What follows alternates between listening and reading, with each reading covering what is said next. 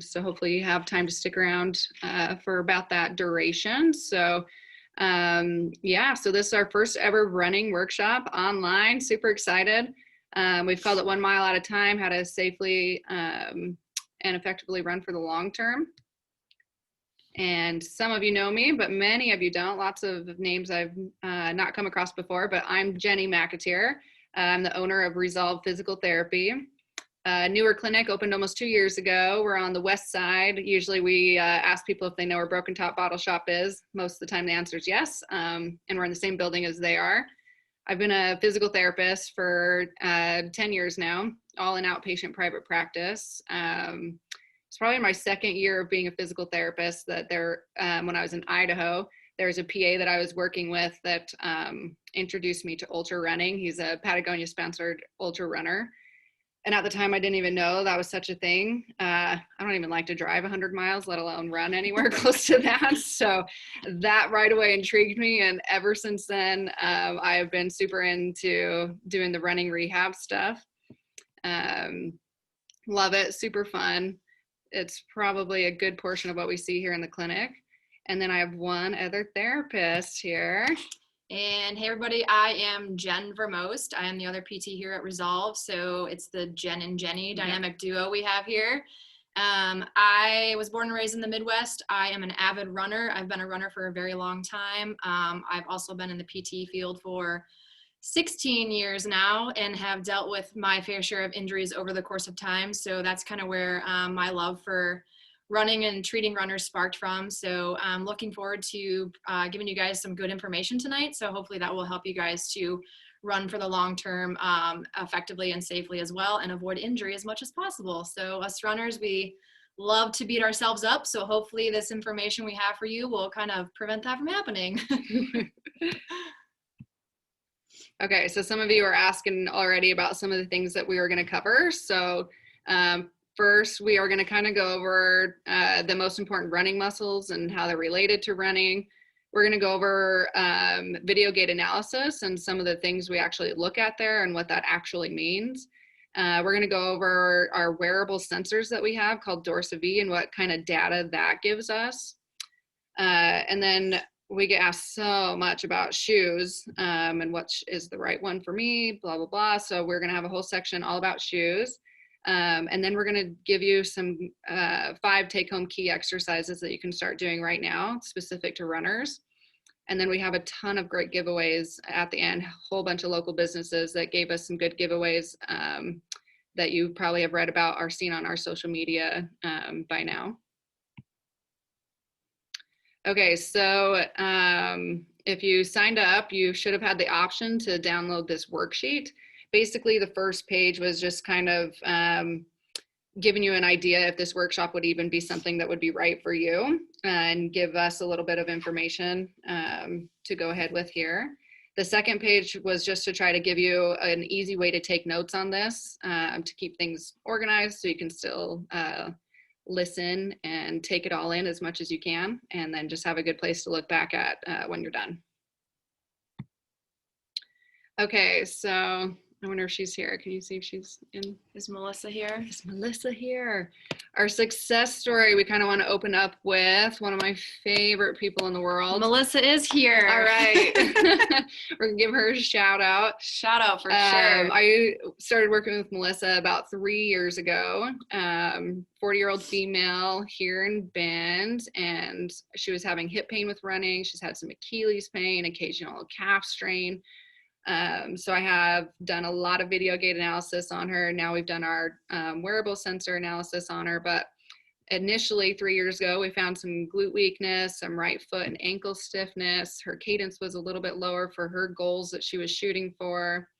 Like Jen already mentioned, you guys are really hard on your bodies. So she had a lot of myofascial restrictions that we took care of. So after teaching her about cadence, she's like the poster child for taking in everything we've told her on doing exercises. Her video gait analysis is now like near perfect. And then she's a smart runner because she still comes in once every few months, gets her exercises progressed, gets a really good manual therapy session on from us, and keeps her body happy. So there she is with her cute running partner there that has run races with her as well. She ran her first marathon last summer, and then did qualify for the Boston, which, gosh, I think it was last weekend or weekend before. She had to run virtually, of course, because of COVID, but still, she's a rock star. Okay, everybody good? Yep. Okay, so the running muscles that we're going to talk about today, we're going to start with core, go into the quadriceps, and then hamstrings, your calves, and then your glutes. So the core is what I'm going to start with first. Kind of what is it? Most people only think of the core as kind of your six pack, and that's not really the case. Yes, it's part of it, but it also includes your back, it includes your pelvic floor, it includes your obliques, and it actually includes your glutes as well, but we did make that a separate category. For us, we always tell people it's the connection to your lower extremities. So the lower extremities, obviously important to running. We have to have that good connection there. So people who have good core strength, it helps you keep an upright posture as you're running. You know, you might be fine in mile 1, but by the time you get to mile 10, 30, and then 50 or whatever, you might start to lose your posture. And when this happens, it changes your whole gait. So you might end up with getting some shin splints, you might end up getting some lower back pain, even some knee pain. And so we always say that proximal stability, so close to your core, equals distal function. So the better you are at your core, the better you're going to function distally. So it stabilizes, your core stabilizes your trunk onto your lower extremities to help keep you from having a lot of wobbling, a lot of side to side motion. So it increases your efficiency as well. Okay, secondly, you have your quadriceps. So quad meaning 4, it's the muscle on the front of your thigh highlighted in the red there, divided into 4 parts. In general, your quad is responsible for straightening your knee. But what it does for running is anytime we hit the ground, it allows our knee to bend in a controlled manner. It helps absorb all that shock with initial contact, or again, when you first hit the ground. And then it helps a lot during the push-off phase, because that's kind of when you're straightening your knee, you're pushing off hard. And so if you have weak quads, you're not going to be very strong in your push-off. You're not going to be very good at absorbing shocks. So I know that if not all of you, at least some of you have probably experienced some knee pain with running. And sometimes it's due to this. And then one, we always talk about weakness, but for this one, I want to point out sometimes the problem is that quadriceps is the only thing that people really do work on. They're automatically in there when you're doing squats, leg extensions, single leg squats, all these different things that you often can get too strong in your quads and become what we call a quad dominant runner, which can totally turn off the backside of your legs and glutes and increase your risk for lower back pain, even some hip pain, knee pain, all the things below that. Okay, next we have your hamstrings. So again, highlighted in red here, kind of divided into 3 main muscles on the back of your thigh, 2 on the inner and 1 big one on the back, biceps femoris there. In general, the hamstring is responsible for bending your knee. So anytime your foot comes back towards your butt, it's due to your hamstring. But for running significance, it's what helps facilitate your hip extension or your leg moving back behind you. And the hamstring and glutes together are what create power, what actually can make you faster. It's what propels you forward. And then it also is something that can protect your knee, excuse me, from hyperextending. So this muscle can be forgotten about so much. Females more than males typically have way too much weakness. And so their quad on the front, hamstring on the back, quad totally overpowers this hamstring here. And so the hamstring is at huge risk for tearing. Again, you're not as powerful, you're not as fast. It's why many females, most of the time people hear about it in soccer players, but are the ones that tear their ACLs in their knee, their ligaments in their knees, because they don't have a good quad to hamstring ratio. So very important muscle there. All right, next we have our calves. Again, it's what's highlighted in red over here. Divided into two parts. So everyone knows about that big meaty part you can see on the back. That is what is called your gastrocnemius. Gastroc you often hear for short. And then underneath that big meaty part is still a very important part of your calf muscle, especially for runners, called your soleus. So your gastroc is always more involved anytime that your knee is straight, and your soleus is always engaged when your knee is bent. So when we're running, pretty much 99% of the time our knee is bent. So very important muscle. One that I have to usually do a lot of hands-on stuff to for people who are having calf strains or Achilles problems, those kinds of things. In general, the calf is responsible for plantar flexing the foot, which means just pushing the foot down like you were pushing the gas pedal. That would be plantar flexing your foot. And the calf is responsible for kind of being a shock absorber as well. So every time your foot hits the ground, it should dampen the load around your ankle. We've mentioned one, but how many of you have ever had Achilles tendonitis? This could definitely be part of it. It absorbs that shock, and then as it moves through the gait phase there, it allows you to push off the ground and spring forward really quickly. It is the muscle, when they do studies on the muscles that we use with running, no matter the speed, the one that does the most work. And I cannot tell you how many people are actually quite weak in this area. So we pay a lot of attention to calves when we're in here. So significance there. I mentioned some of them, but definitely if you have weak calves, you can end up having some Achilles tendonitis, shin splints, calf strains, hamstring strains, the whole bit. And of course, glutes. I don't think we have one single runner in here that doesn't ask about their glutes and if it's all about glute weakness. And definitely that's a big part in the media these days, and it should be. It's a really important part of running. So the glute is divided into three parts. Your glute max, big one here. Glute med, more up at the top part of the pelvis, and then glute min over on this side. And the glute is, again, part of the core, and then on its own, it's what is responsible for extending your hip, controlling lateral hip rotation.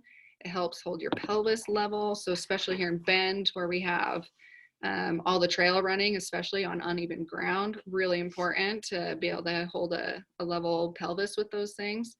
And again, kind of like I said, with the hamstrings, it creates a lot of energy and a lot of power for that leg to swing into a forward motion. Most of the time when we do see stuff wrong with runners on like a video gait, it does often come back to having some glute weakness. And if you have this problem, it can put a lot of, the lower back will try to take over quite a bit. And so you can end up with a lot of lower back pain. Sometimes you have one weaker on the right compared to the left, which could also put you out of alignment there. So if you have good glutes, it maintains proper knee alignment, which we'll talk about in the video gait analysis section. It helps give you good posture as well, and avoid some of those strains and other muscles trying to make up for it. Okay, let us know in the chat if you have ever had a video gait analysis. I want to take a look to see, out of all the people here, has anybody ever got to watch their own video gait analysis? Getting lots of yeses. Oh, a couple no's. 6. Nope, not at all. Some 6. People are saying. Okay, turning more 6. Into like a 50-50 thing now. Okay, force plate. Force plate studies. Similar. 7. No, but sounds like I should. Yep. Yes, you should. You'll feel that way, hopefully even more so after we kind of teach you what it means. The overwhelming majority says no. Yeah, wow. Okay. So how many of you, because you don't want to see yourself running on video? Nobody likes to see themselves run on video, but it is very helpful. Kelly hated seeing herself, absolutely. So, and that's why I ask for a couple different reasons. Haven't had the opportunity, but are laughing. Is I think one, there's a misconception about what a video gait analysis is. So, and there are differences. There are some people that have big fancy force plate lab testing kind of video gait analysis. There's some like us who just video you running on the treadmill and break it down into different bits and pieces. And then I think the other misconception about it is some people have been running for a very long time and they're like, you're not going to change the way that I run. You can't tell me, you know, you have to put your arm here, your knee here, bend your foot here. And that's not really what a video gait analysis is. I mean, a little bit, we can give you some tips and tricks that way, but what it really is for us is that it gives us more insight as to how you are functioning with those muscles we just mentioned. So by seeing certain things, we can go, oh, probably, you know, weaken the glutes or probably test their core. And quite often, if you're coming in as a patient, you know, we're doing a whole evaluation on the table where we're testing each and every single muscle. We're looking at every single muscle's mobility or flexibility. And then we're doing this video gait and sensor analysis and kind of then putting all the pieces together. So it just gives us some more clues as to what areas we need to focus on for you. And yes, most people, when we airplay it up in the clinic, want to cover their eyes at first, but usually end up kind of having a love-hate relationship with their video. So usually ends up being a good thing for them. I thought I looked so much faster. Well, to be fair, we slow it down into slow motion on the TV, so we never make you look very fast. So yeah, we do analysis. All we do is we have a camera that we set up behind you as you run on the treadmill. And then we end up with a camera that takes a view on the side and then occasionally a view from the front as well. And then we airplay it up on our TV in the clinic and then slow it down and go over some of these things piece by piece with you so that you understand it as well. So there's a ton of things you can look at in a video gait analysis. We're going to go over just a handful of them here so we don't totally overwhelm you. So first thing that we look at is usually the back view, posterior view of a runner. And we look at your arms. So we call it your arm swing. We're looking to see if your arms are abducted, which means they're held away from your body. If you cross over, so you're running like this, crossing in front of your body each time.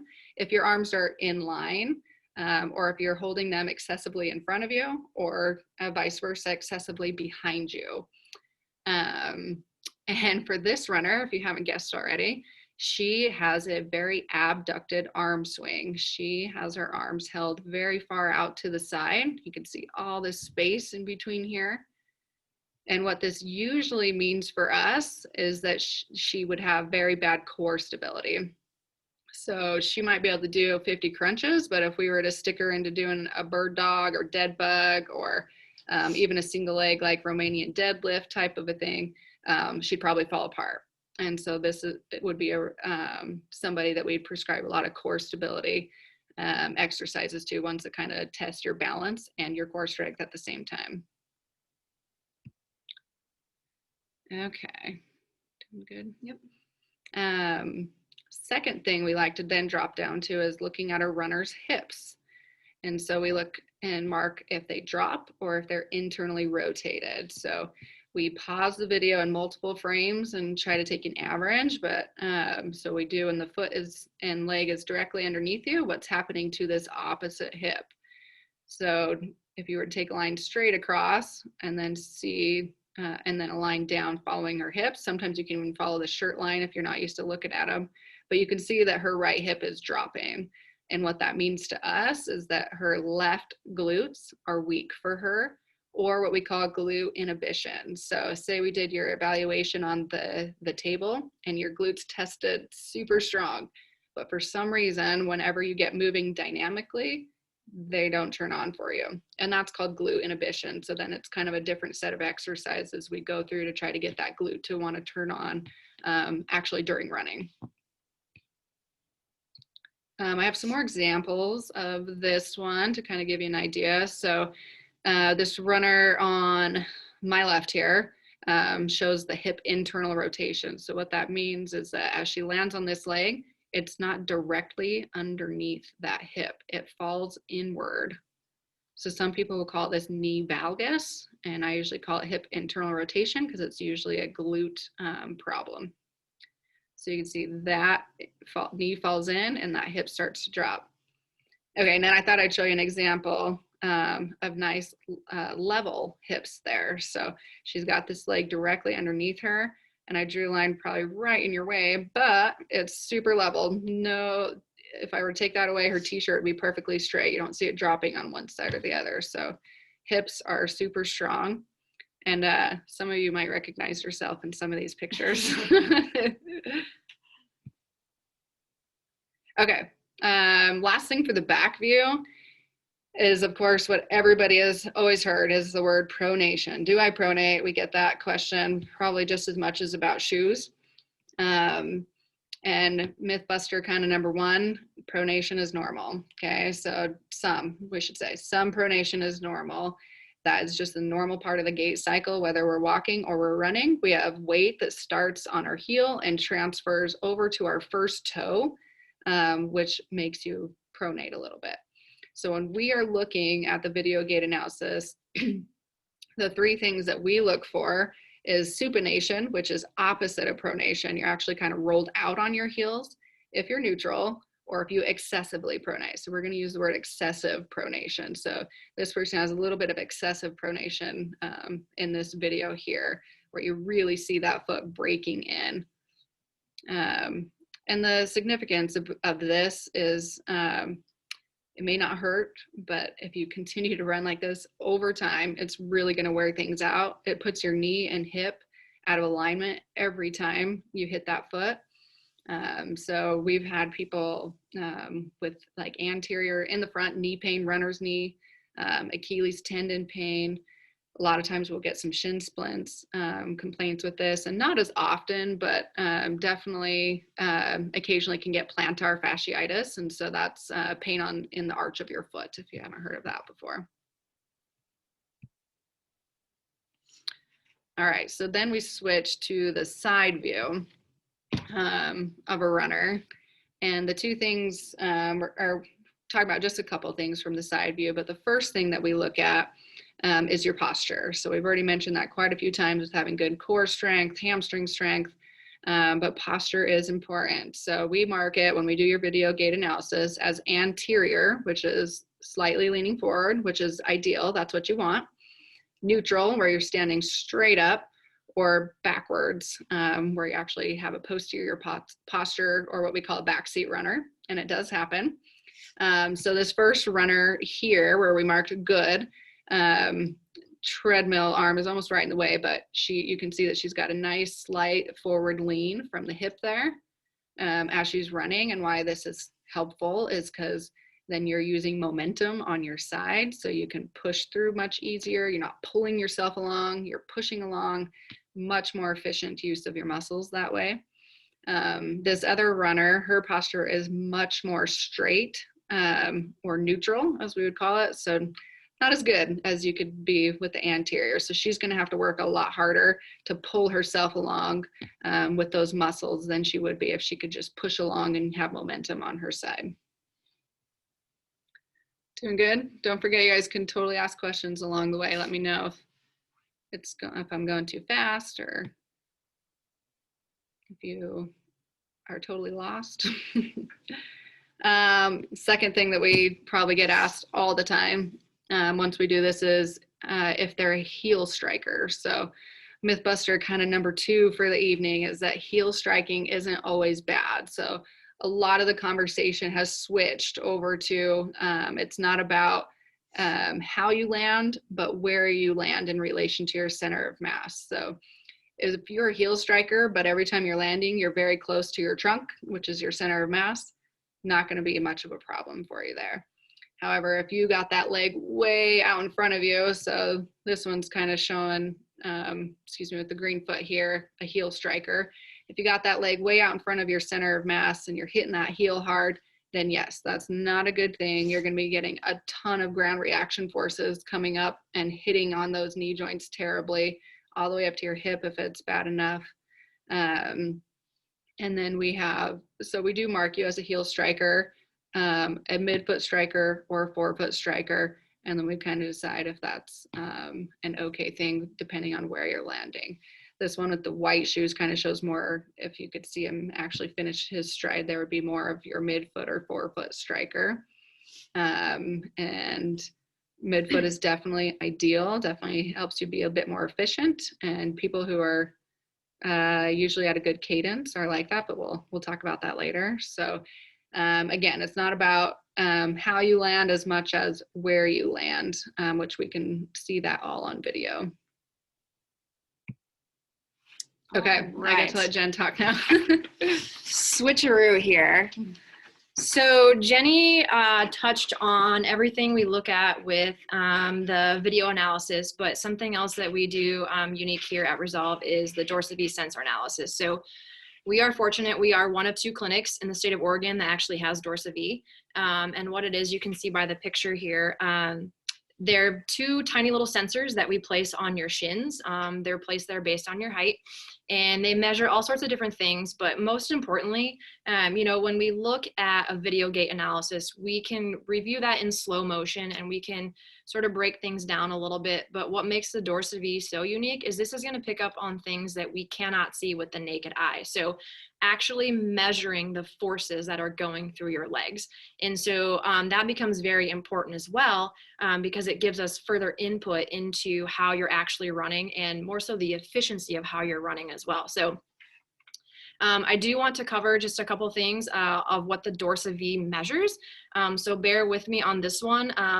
Some of it's going to seem kind of really intense, nerdy sort of data, but it's all stuff that we love to interpret, and it helps us to give you a better idea of, again, how efficiently you are running. And the other thing to keep in mind with DorsaVi is those of us who are runners, you know, most of us don't like to run on a treadmill. We love to be outside, whether that's on the road or on the trail. With the DorsaVi, this can be worn in a real world environment. So whether you like to be road, trail, or even treadmill, this will measure all those forces in that natural environment where you like to run. So it gives us a much clearer picture of exactly how you're running. So the first thing that DorsaVi is going to look at, and Jenny kind of touched on this a little bit, is something called the ground reaction force. Basically what this means is when your foot hits the ground and you have the most body weight through your leg, how much force is actually going up through your legs. This is something that is important to measure because that we know the higher ground reaction forces, the higher the risk for injury as well. So and this is something that there's not a specific number that you look for. So ground reaction forces is going to vary based on your body weight. You know, like Jenny said, if you're a heel striker, those types of things. If your cadence is a little bit slower, you're naturally going to see these numbers be a little bit higher. So the most important thing that we look for is symmetry from side to side. So do you have the same amount of force going through your left leg as you do the right leg? If you have a large disparity through there, then that's where you run the risk of injury as well. So you can kind of see on this screenshot here, it gives us a great visual that works really well for people kind of measuring the forces measured in newtons, but we look for symmetry. So there is going to be some variability. It's very rare that you get somebody who is 0% symmetrical, but it does happen. So if you're basically looking to be within 5% from side to side. So on this particular runner here, they're at 2%, so that's considered normal. The second thing that we look at is something called IPA, which is not the beer. It's called initial peak acceleration.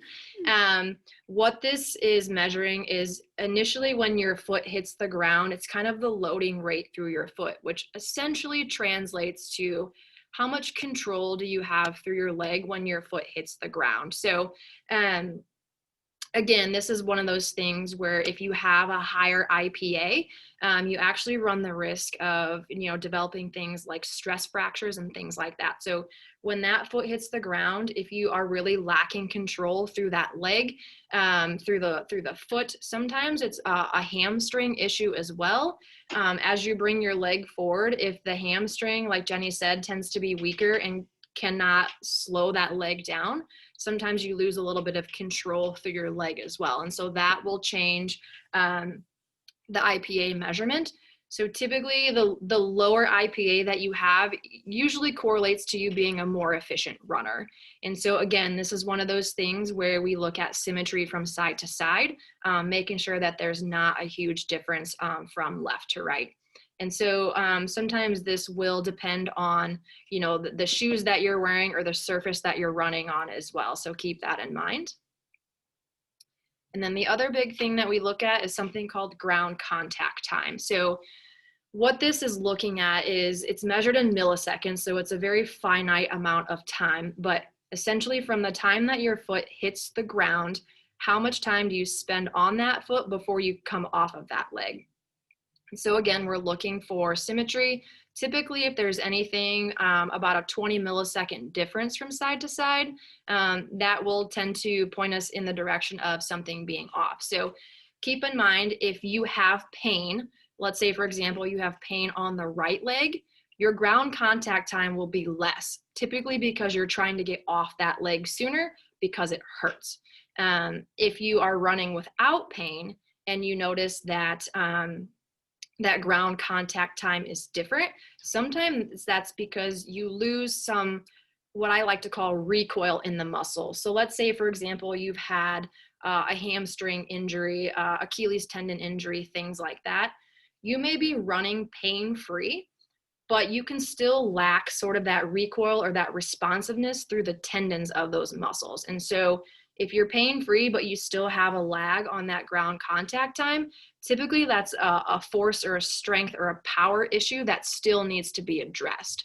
And so even though you are pain-free, if you don't address that, that could run the risk of re-injury as well. So that's why ground contact time is so important to look at. Again, it's all about symmetry from side to side. And then the other thing, like Jenny touched on as well, is something called cadence. And so I'm sure most of you have probably heard about cadence, but we want to talk more about the significance of cadence. So cadence is the number of steps that you're taking per minute. And the easiest way to measure this is if you pick a foot, either the right foot or the left foot, you count the steps that you take in a minute and then you multiply that by 2, then you get your cadence. And so the big push in the last couple years has been 180. You know, 180 is the cadence that we all want. The catch with that is everybody is going to be a little bit different with cadence. So for example, if you are taller, so if you are, say I'm 5'5", so if you're somebody who's 6 foot tall, your cadence is going to be less than mine, simply for the fact that your legs are longer. And so it's going to be a lot less work for you to cover the same distance than it would be for me. So we find that our patients who are taller tend to have a hard time hitting that 180 mark, and that's okay. They're kind of, the goal is to kind of be in that 170 to 180 range. And again, like we touched on earlier, if you do have a slower cadence, that tends to actually increase those ground reaction forces through your leg. And so that can translate into hip pain, knee pain, calf pain, those types of things. And so the thing to keep in mind with cadence is if you're trying to improve your cadence, it's not about actually running faster. So for example, you could be a runner who likes to run a 10-minute mile. You can still run a 10-minute mile, but you can increase your cadence. So it's not about actually running faster. It's about making your legs work faster and making your feet move faster. So your pace typically doesn't change, just the rate that you're moving your feet will change. And so again, a good example of that is if you're somebody who runs like a 10-minute mile or slower than that, then your typical cadence is going to be about 160 to 170. If you're somebody who runs like a 10-minute mile or under that, you're typically going to be in that 170-ish up to the 180 mark. So your average running pace will kind of reflect your cadence a little bit as well. So keep that in mind, that although the big push is to be at the 180, it's not an absolute. That will vary from person to person a little bit as well. And so the one thing we try to teach people in terms of improving the cadence is, let's say you're at, like 150 steps per minute. You don't want to be a 150 step per minute runner and try to go to 170. That's going to be way too much stress for your body, and you're not going to adapt well. So we typically recommend slowly increase your cadence by about 5 steps per minute. That's it. So it's a pretty slow progression for the most part. And one thing that we really like to use is there's a lot of great apps nowadays where you can pick playlists and things like that. You can set your music to be at a certain cadence, which will kind of help you stay in time with the beat and kind of help you speed up that cadence a little bit. If you want to be a little more old school and go a classic metronome, you can do just the metronome, like ticking of that as well, to kind of keep your feet on the beat with that. But a lot of great apps that you can use, easy to download, those types of things that can help you improve your cadence. So again, just remember, it's not an absolute. There is some variability, but typically as you increase your cadence, you don't necessarily have to increase your speed. Okay, we are halfway there. Again, just a reminder, if you guys have questions, shoot those through the Q&A. We will be continuing to answer those as we move on here. So now we're gonna go to some practical applications in terms of the hot topic of shoes. Everybody wants to know about shoes. And then we'll cover some exercises as well, and then we'll have all the great giveaways. So, spoiler alert. There is no such thing as the perfect shoe. This question comes up all the time in terms of what shoe should I be in? What brand should I wear? What drop should I have in the shoe? The problem is there's no great answer. And so a lot of things when it comes to shoes is based on comfort and what feels good for you. The shape of your foot, the height of your arch, your running style, if you are a heel striker, if you're a midfoot striker, if you need road shoes, if you need trail shoes, all those will vary from person to person. So we can't always predict how a person will respond to a pair of shoes. Some shoes are designed for stability or motion control or neutral, or people who overpronate, or, maybe are supernated.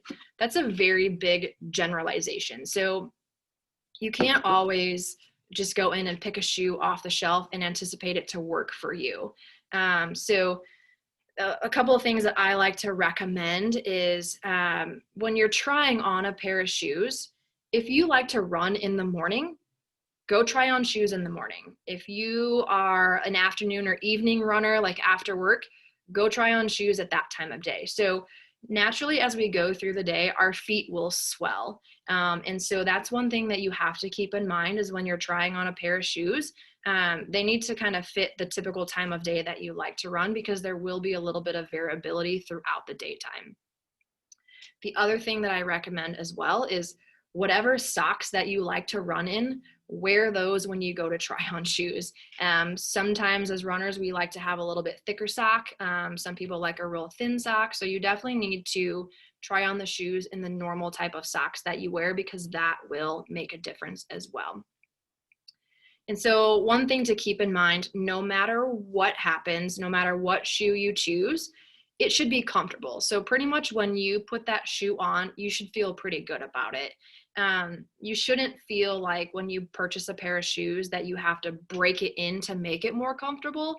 It should feel pretty good right off the get-go. So if you try on a pair of shoes and you're like, I don't really know, it's sort of good, but I'm not really sure, chances are it might not be a great fit for you. So just kind of keep those things in mind as you're looking for a pair of shoes. So instead of honing in on one particular type of shoe, what I want to do is kind of give you guys some information sort of on the anatomy of a shoe. And then if you can kind of piece those things together based on what works for you, then typically you can find a shoe that will fit really well and be pretty comfortable for you. So the first thing is the toe box. Some of you may have heard about this. If you look at the shoe on the left, so these are my running shoes. The gray shoe here on the left is a typical Nike, and you can kind of see that that toe box is a little bit more narrow. And then The maroon colored shoe here on the right, that's my trail running shoe, which is an Ultra. An Ultra is notoriously known for its very wide toe box, which personally I happen to love. So when you're looking at toe box, basically what you want to see is that when you put your foot in the shoe, you want to have about 1/2 to 1 thumb width from your longest toe to the edge of the shoe. So that's going to give you some adequate sort of breathing room, if you will, inside that shoe. And kind of give you a little bit more space towards the end, because you definitely don't want that shoe to be too tight. The other trick that we like to tell people too is if you take the insole out of the shoe and put your foot on top of the insole, this actually is a really great indicator if the shoe really fits you. And so another thing to look at too, and you can kind of see on my foot here, there's a little bit of space on the left side here and on the right side. You want about 1/2 of a thumb width on either side of your foot. So keep that in mind with the toe box. Is you do want to have a little bit of breathability. Again, like I said, your foot will swell. And so you want to have a little bit more room through there. Runners, notoriously, we get a lot of blisters, and sometimes you hear about people having black toenails or toenails falling off. It's typically because that toe box might be a little bit too narrow. And so kind of having the adequate size on that toe box can definitely make a big difference in terms of comfort. The other part of the shoe I want to talk about is the midsole. I call it the heart and soul of the shoe. That's where it's kind of the nitty-gritty of the shoe. And so it's the most important part in terms of cushion and stability. And so it's kind of this thick layer right through the center here. There's usually some sort of shock absorbing material in there. Depending on the brand of shoe, some of it is gel, some of it's air. Every manufacturer has their midsole or their patented midsole they like to put in their shoe.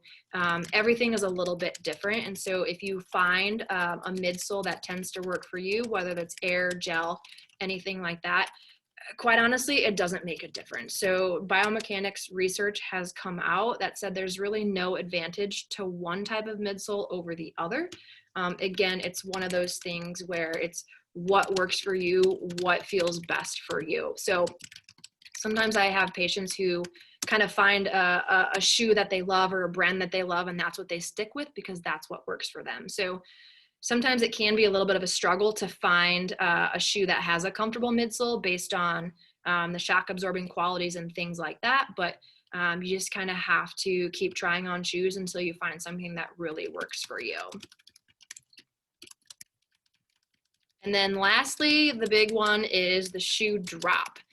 So as barefoot running has become more of the buzzword and more popular, we started to see a lot of these zero drop shoes come out. And so when you look at a traditional running shoe, most of them have a 10 millimeter drop or greater. And so what drop is basically when you look towards the heel of the shoe, and then you go all the way down sort of to the toe of the shoe, how much of a decline is there from the heel to the toe? That's considered the drop. And so the higher the drop of a shoe, so 10, 15, I've even seen shoes that have as much as a 20 millimeter drop on it. The higher the drop, basically the more stress that's going to put on your glutes and your hip. And so when you have a higher drop, basically your foot's going to be pointed downward, which actually is going to give you a little bit more slack through your calf muscle. And so if you're somebody that has had issues with calf pain, Achilles tendonitis, those types of things, you may feel more comfortable in a shoe that has a little bit more of a drop to it, just because it does take some of the pressure off that calf and that Achilles.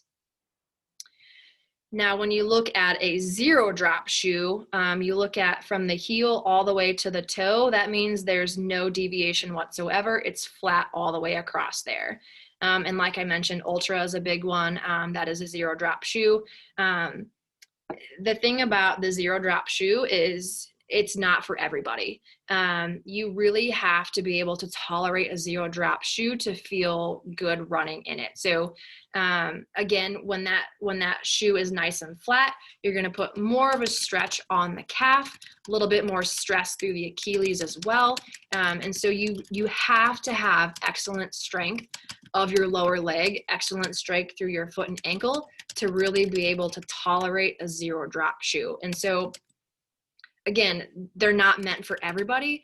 You know, the barefoot running thing became a big thing. And we started to see a lot of people with injuries because they weren't prepared for a shoe like that. So again, you have to go based on what works for you.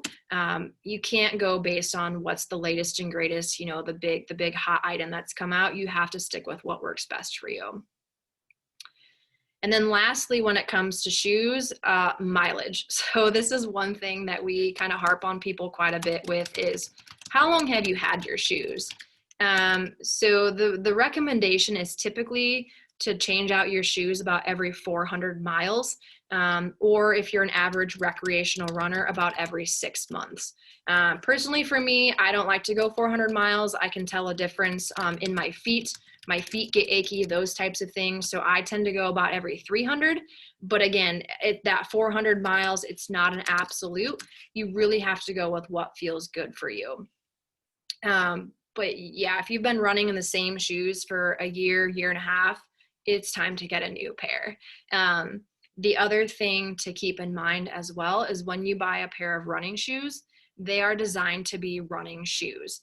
So you really need to have a dedicated pair of running shoes, you know, not a pair of shoes that you wear to run, that you wear to the grocery store, that you wear, you know, for other things. Like, you should have one pair of shoes that is strictly for running only. And certainly keep track of the mileage that you have on those as well to make sure that you're changing those out appropriately.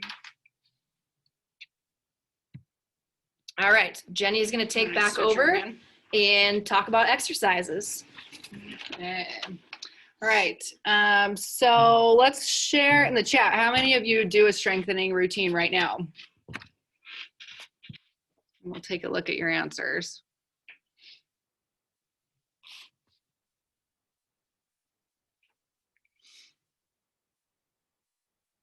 And a few no's, I do. Not really, not much. Twice per week, perfect. Nope. COVID. Oh, I was like, cover sucks. Okay. COVID sucks. Yes, COVID does suck. COVID does suck, yes. Not specific to running, sure. Beach body. Beach body, okay.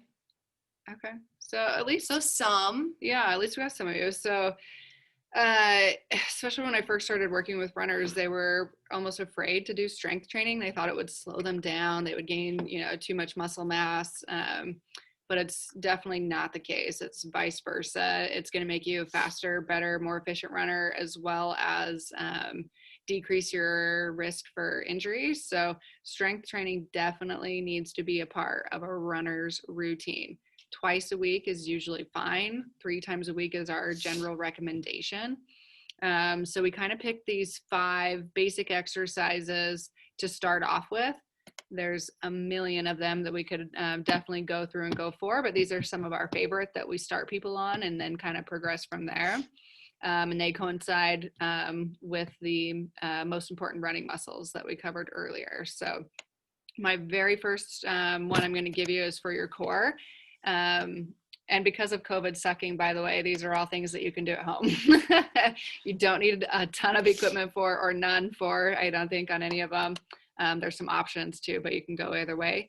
But yeah, this is 5 simple ones you can start doing at home right now. And the first one we call it is a dead bug isometric. So dead bug kind of comes from because you're laying on your back and I guess your arms and legs are flailing like a bug that's dying. But isometric means that you're not actually going through a movement. You're going to just be pushing against something. And I'm going to show you some pictures on the next slide to kind of bring this to life a little bit better. But the ideas are to keep your back flat. So remember this when we get to the next slide. If you can do it with or without an exercise ball. And this is one about holding. So here's some pictures with an exercise ball and without an exercise ball. So again, you can do either way, doesn't matter. It is so much harder than it looks. So please give it a try before you think it looks too easy. And most of the time, if somebody does tell me it's easy, it's because they're not doing it right. So first picture, again, with the exercise ball, you lie flat on your back. Most of the time, people with core weakness will arch their lower back right down here. And so first thing you want to do is make sure when you lift your legs up to that kind of 90-degree angle here, you keep your back flat. Okay, so then you bring those legs up, arms are up, and you're pushing all fours, both legs, both arms, and hands into that ball and holding that for 10 seconds, okay? You should be able to do 5 to 10 repetitions of these. You have to check yourself with each repetition that your back's not wanting to come up off the ground. It makes all the world of difference there. Okay, and then if you don't have a ball, doesn't matter. You can just push against your legs. So one hand on each of your knees or front of your thighs there, push against it, 10-second holds, keep that back flat, dead bug, isometric. Okay, number 2 kind of coincides with quadriceps, as we talked about that being an important muscle. This is the beginning of what you'll see as kind of a pattern. On all the rest of the exercises, they're all going to be single leg exercises. So when you are a runner, you are always on one leg. You're never on 2 legs. So just like we look at in our video gait analysis, our wearable DorsaVi sensor analysis, we're looking for symmetry, and the way to make sure you have symmetry is to test each leg individually. You'll be so surprised how much your body cheats for you if you have one leg that's weaker than the other, for instance. So first one we give for the single leg stuff is single leg squats. So this is where you squat down, standing on one leg. Most important things that we look for on this one are not letting your knee fall inward, so fall towards the inside of your foot. We always tell people to think about lining your kneecap up with your second and third toe. You don't want to let your knee go too far in front of your toes. It's going to somewhat, which I know everybody's been told, don't let their knees go in front of your toes, but it's okay if it does a little bit. But we do want you mostly to be putting your butt back and down like you're going to be sitting in a chair almost. And quality is so important. So this, again, is also one that it's much harder than it looks if this is not one that you're used to training for. And so at first, only go as deep as you can go before your knee wants to break in and before you start falling over. You might even have to hang on to something a little bit at first. Even just 1 or 2 fingers on a wall can be super helpful. But once you feel like you're losing form, you should not go much deeper, as well as you shouldn't do any more repetitions without kind of resting first. So both sides, we like people to work up to doing 2 to 3 sets of 15.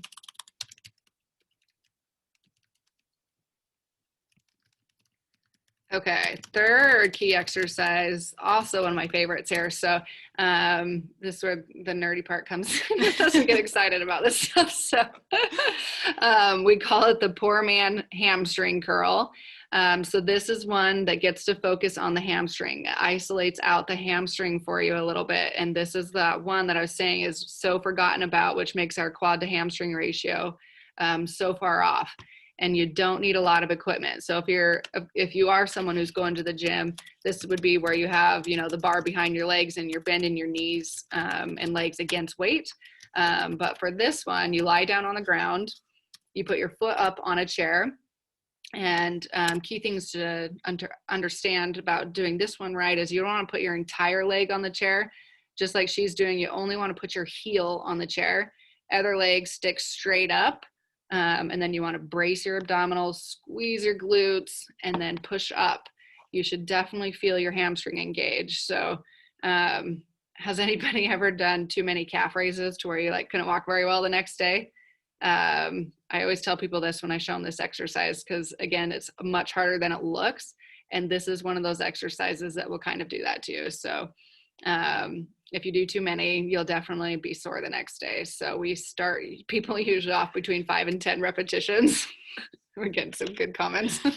Bridget says, this one is tough. Yes, yes it is. Okay, so we have some people in here that have come to see us that have tried this, and I can still remember, I think, the look on her face when she realized how tough it was. So please, again, even though it looks easy, you have to give these a try. They're so much harder than they look, especially if they are done correctly. So again, start small, 5 or 6 repetitions on each leg, switch back and forth 2 or 3 times, but be able to work up to doing 2 or 3 sets of 15 of these on each side. You'll be happy about it, I promise. Okay, number 4, single leg calf raise. So this goes with the calf strength, the muscle that does the most work when we are running. People do these double leg all the time, and you can do them all day long probably. But when we put people into a single leg calf raise, it's actually surprising how difficult it can be. So it's coming up on your tippy toes, keeping your knees straight as you do it. You can use a wall or something to give you a little bit of balance, because we don't want to test your balance with this one. We want you to be able to focus on your calf strength. And kind of the cutoff there is being able to do 25 repetitions. So if you can't do 25 repetitions on each side, definitely something that you need to be putting into your strengthening routine. And this is just body weight, guys. If you want to add weight to it, great. But if you can't do 25 of your own body weight, you need to add this in now. If I get a runner that comes in with kind of like an Achilles injury, calf injury, those kinds of things, I usually don't let them go back to full on running until they can do 25 repetitions on each side. Okay, last but not least, number 5. So we put a little bit one that a little bit more dynamic versus static. So you get to move a little bit more with this, which is really important. So as people get a good base of strength going, we progress quite a bit more to more dynamic exercises, as we call it, because plyometrics and dynamics are going to end up relating more to running and going to be also quite important to your regime. But anyway, this one is high knee marches with arm overhead. So you're slowly marching, keeping your posture up tall. So we say keep your spine tall. So this kind of works on glutes. It works on your core. And use a dumbbell, use a kettlebell, use a hammer, anything heavy, put it up overhead, and then walk across the room slowly and with good quality motion, with knees as high as you can go, with keeping that spine tall. And you'll feel really good core and glute engagement with that one as well. How are we doing? Any big questions? Good? Yep. Okay, so Jen and I have been working super hard on doing this lovely online workshop, and we're so excited that you all stuck with us. I think we lost one person because she had to tend to kids. So appreciate you listening to the presentation. And so what we decided to do after we did all this work was kind of put together what we're calling the glutes, shoes, and running evaluation. So we're going to invite you to sign up for that today. So what it's going to include is a strength and mobility test. So we're going to go through and test each of those important muscles side to side for strength and for their flexibility. We're bringing your shoes, all of them if you want. We'll go over and see if that fits your foot the way it's supposed to, given the anatomy rundown that Jen gave us. We're going to do a video gait analysis for you. We're going to give you a report of all those findings, and then we can fine tune your exercise prescription a little bit more. So for the running workshop, glutes, shoes, and running evaluation. So typically, if we're doing kind of a cash-based thing, this is over a $300 value. And so again, since you stuck with us this whole time, we're really excited to say in the next 7 days from now, we're going to offer it for $150. So super good deal. You're going to get lots of great information. You're going to love it all, even your video gait analysis when you're done with us. And it's going to be well worth it, I promise you. And if you do sign up within the next 7 days, we're also going to throw in the DorsaVi sensors and do an analysis with those on as well. And that's usually at least $100 value that we charge people for cash that way. And okay, you have insurance and don't want to pay cash for any of this. It's covered by all major insurances, and you don't even need a doctor referral. So unless you're Medicare or Medicaid, most insurances allow you to come straight to a physical therapist now, so you don't need the doctor referral. So you can still come in. We can run it through insurance if you prefer, and it should be covered. Okay, so we're getting to the giveaways, but what we decided to do as another bonus was for the first 3 signups that come in, and I'm going to show you how to sign up and sign up for an evaluation right now. We're going to give you guys the forever free cryotherapy rejuvenation package that was donated to us. So Forever Free Cryotherapy donated 3 different packages, and with it you get a cryotherapy session, an infrared session, infrared sauna, session, and their compression boot therapy. So if you head over to our website, right here on the front page, you can click request appointment and then fill in your name, email, phone number, and then down here, make sure you click runner's workshop. So we know that you are sending in that request appointment because you came to the runner's workshop. And so those 3 are gonna get the cryotherapy package. Okay, so be watching for those, and we'll announce those if we get them in as we're still chatting here. Go back into presentation mode here. Okay, so request appointment, click runner's workshop, hit submit, comes to me across as an email, so I should get it right away. And you'll get that rejuvenation package, which I think is normally $110, if I remember right. Mm-hmm. So you're getting that too. And Jenny and I have both done cryotherapy. Yes. We have tried it. If you've never done it before, it's very interesting. And I think most